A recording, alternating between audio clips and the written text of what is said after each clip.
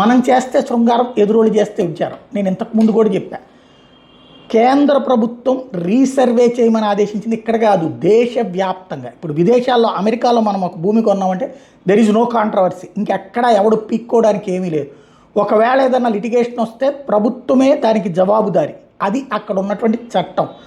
సంపూర్ణ భూ రక్ష హక్కు ఉంటుంది అమెరికాలో కానీ యూరప్ దేశాల్లో కానీ. మన దేశంలో 100 రకాలైనటువంటి భూములు ఉండటంతో అక్కడ సమస్యలు వస్తున్నాయి. ఆ భూములకు సంబంధించి శాశ్వత పరిష్కారానికి విదేశాల్లో తరహాలో, ఇప్పుడు విదేశాల్లో ఎట్లయితే కార్డులు ఉంటాయి అట్లాగే ఆధార్ కార్డులు పెట్టుకొచ్చారు, అట్లాగే యూపీఐ ట్రాన్సాక్షన్స్ పెట్టుకొచ్చారు, అట్లాగే ఆధార్కి బ్యాంకులకి అనుసంధానం చేసుకొచ్చారు. అట్లాగే ఇప్పుడు భూముల్ని కూడా పర్మనెంట్గా ఒకసారి డిజిటలైజ్ చేయాలంటే రీసర్వే చేసి ఎవరి భూమి ఎవరిదో వాళ్ళకి ఇప్పటిదాకా కనుక మనం కొన్న తర్వాత కూడా రిజిస్ట్రేషన్ చేసిన తర్వాత కూడా నాదేని ఇంకోటి క్లెయిమ్ చేస్తే కోర్టులో లిటిగేషన్ వస్తే అక్కడ ఆగిపోతుంది.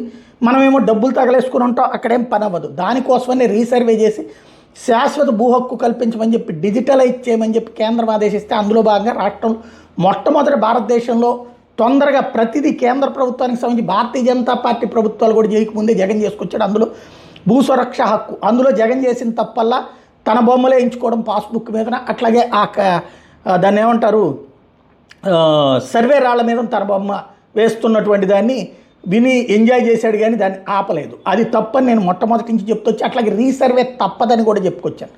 ఇప్పుడు దాన్ని వ్యతిరేకించి వాటినే కాదు అసలు రీసర్వేనే వ్యతిరేకించి అనవసరంగా తేనె తుట్ట కదిలించారు అంటూ మాట్లాడుతూ వచ్చినటువంటి తెలుగుదేశం ప్రభుత్వం, తెలుగుదేశం నేతృత్వంలో ఎన్డీఏ కూటమి ప్రభుత్వం ఇవాళ మంత్రుల ఉపసంఘం పేరుతో మీటింగ్ అయ్యి ఫైనల్గా రీసర్వే చేయబోతున్నామని అధికారికంగా ప్రకటించారు. త్వరలో రీసర్వే చేయబోతున్నాం, అయితే ఎదవరకడికి మళ్ళీ నష్టాలు ఉండవు కష్టాలు ఉండవు అన్నట్టు. రీసర్వే ప్రస్తుతం ప్రయోగాత్మకంగా ఒక్కొక్క చోట ఒక్కొక్కటి అంటూ శాంపుల్ చేస్తామన్నట్టు. ఖచ్చితంగా రీసర్వే చేసిన తర్వాత వివాదాలు వస్తాయి. దశాబ్దాల తరబడి ఉన్నటువంటి దాంట్లో ఇప్పుడు అమరావతిలో ఇవాళ కనుక పూర్తిగా పట్టాలు ఎవరి వాళ్ళకి ఇచ్చిన తర్వాత వస్తాయి. అక్కడ కూడా లిటిగేషన్స్ ఎంతముందే వచ్చినాయి. ప్రతి చోట భూమికి సంబంధించినటువంటి వివాదాలు ఉంటానే ఉంటాయి. దాని పరిష్కార మెకానిజంలు మనకు కనిపెట్టట్లేదు, దాని పరిష్కార విధానాన్ని కనిపెట్టట్లేదు. కేవలం దాన్ని ఒక వివాదంగా చేసి రాజకీయం కింద చేసేసి జగన్ అంతా నాశనం చేసేసాడన్నాం. ఇప్పుడు రేపు పొద్దున మనం రీసర్వే చేశాక అదే వివాదాలు వస్తాయి.